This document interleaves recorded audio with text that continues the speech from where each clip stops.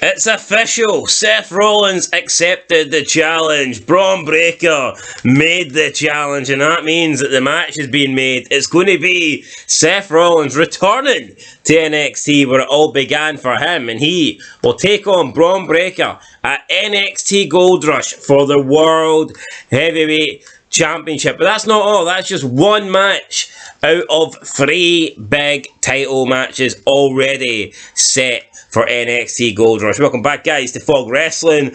Lots of matches here to talk about Goldrush tonight. So, yeah, let's get into them. We've seen on NXT, Seth Rollins accepted the challenge. He turned up and he says to Braun Breaker, ha ha ha ha ha ha, I'll accept your challenge. I'll face you next week. I'll return to the place where this all began for me, NXT, and I'm going to prove that I'm a fighting champion. I actually defend my belt, and I'll defend it against you right here, right now.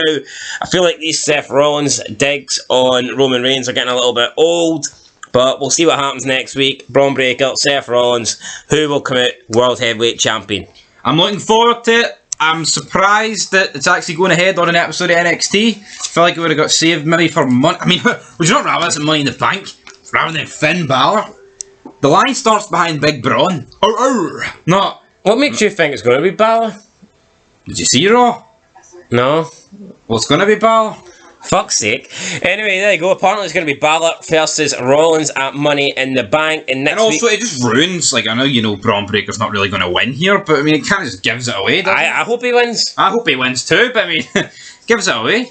But that's not the only big title match on this show. You can tell that they're going all out NXT Goldrush. They've also got the NXT champion. He will defend against Baron Corbin, yes. Bye-bye. Baron Corbin has won the number 1 contenders match. He defeated Ilya Dragunov, and that means that it will be Baron Corbin taking on Carmelo Hayes. How did they defeat him clean?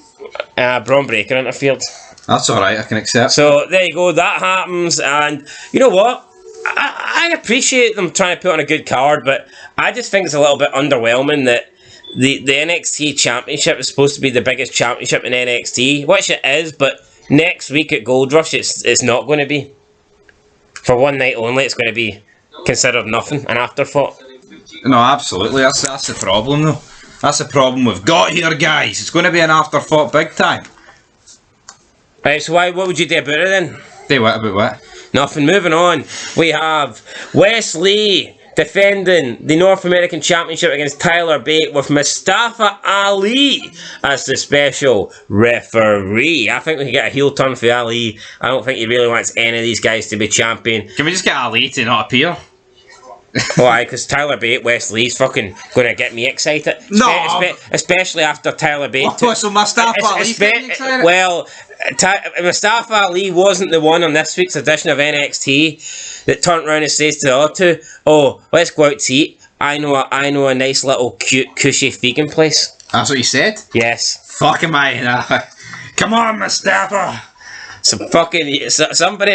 Anybody but Tyler Bate better leave next week with that North American Championship. I hate Tyler Bate. You can tell he's a vegan. You say Adam Cole's skinny fat. This guy is. Yes, he's a fucking no physique whatsoever. We have the NXT Women's Championship. Tiffany Stratton defending against Thea Hale of Chase U. I can't really see anything but a Tiffany Stratton win there. We have an NXT Tag Team Title number 1 contenders freeway match between Tank Ledger and Hank Walker, Brooks Jensen, and Idris Enofe and Malik Blade. 3 tag teams I just could not give a lesser crap about, to be honest. No, in NXT I feel like it's just filled with crap tag teams now. Yep. I feel like they haven't replaced the people they've called up. 100%. I mean, you've Tony D in jail, you've got Pretty Deadly who are called up. I mean, I think you could have maybe got a tag team out of Trick Williams and Carmelo Hayes, but it's not really happening that way, is it? Yeah, they could have done that if they didn't have him in the world title scene, so that was a possibility. And then the 6th and final match, as of right now, for Goldrush, isn't with any gold on the line. It has no,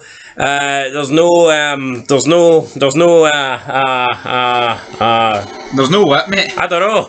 There's no chance in hell.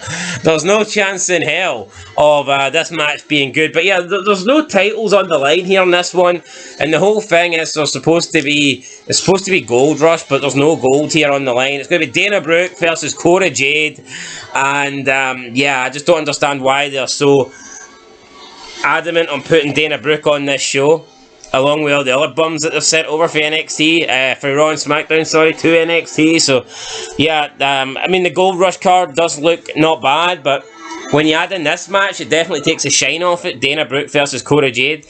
But yeah, this looks like a pretty big addition here. Obviously, having Seth Rollins defend the World Championship.